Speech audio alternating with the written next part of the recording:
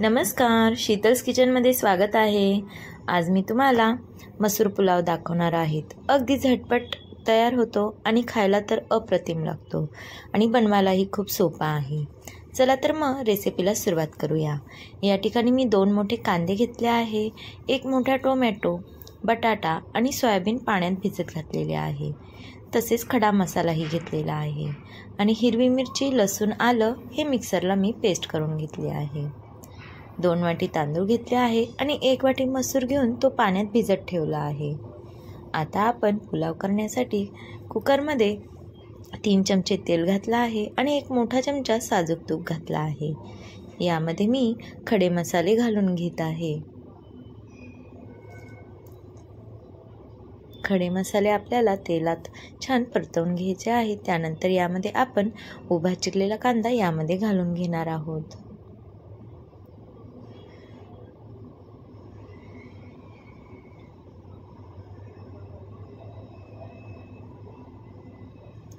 कांदा परतल्यानंतर आपण यामध्ये टोमॅटो घालून घेणार आहोत आणि टोमॅटोही आपल्याला छान मऊसर असा परतवून घ्यायचा आहे।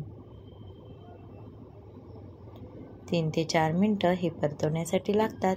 त्यानंतर आपण यामध्ये बटाटा तसेच भिजवलेलं सोयाबीन हे आपण पाण्यातून काढून पिळून यामध्ये घालून घ्यायचं आहे। त्यानंतर यामध्ये आपण हिरवी मिरची, लसूण, आलं आणि कोथिंबीर याचं वाटण केलेलं आहे ते यामध्ये आपण घालून घेणार आहोत।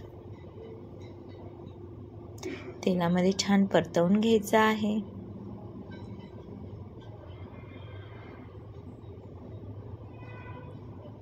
त्यानंतर आपण यामध्ये धना जिरा पावडर घातली आहे आणि अर्धा चमचा हळद घातली आहे। तसेच यामध्ये मी 1 चमचा मटन मसाला घातलेला आहे। तुम्ही यामध्ये शाही बिर्याणी मसाला घातला तरीही चालेल। हिरवी मिरचीचं आपण वाटण केलं असल्याने मी मसाला हा 1च चमचा वापरला आहे। त्यानंतर आपण तांदूळ स्वच्छ धुवून यामध्ये घालून घ्यायचे आहे आणि मसूरही पाण्यातून काढून आपण यामध्ये घालून घेणार आहोत। मसूर पुलाव करत असल्याने 1 वाटी मसूर मी या ठिकाणी घेतलेला आहे। हे तेलामध्ये आपल्याला 5 ते 7 मिनिटं परतवायचं आहे। चवीनुसार मीठ घालायचं आहे।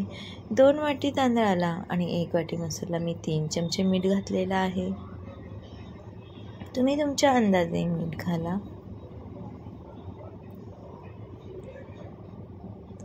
पाच ते 7 मिनिटं परतल्यानंतर आपण यामध्ये पाणी घालून घेतलेलं आहे।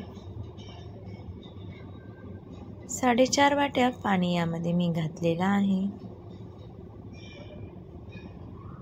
व्यवस्थित मिक्स करून आपल्याला कुकरला 2 शिट्ट्या काढून घ्यायच्या आहेत। आपला पुलाव हा तयार झालेला आहे। हा पुलाव खायला खूप टेस्टी लागतो आणि मुलं तर खूप आवडीने खातात। यामध्ये तुम्ही तुमच्या आवडीनुसार व्हेजिटेबल घालू शकता। मस्त असा आपला मसूर पुलाव तयार झालेला आहे। अगदी झटपट तयार होणारी रेसिपी आहे आणि टेस्टी आहे। घाईच्या वेळात तुम्हीही बनवू शकता।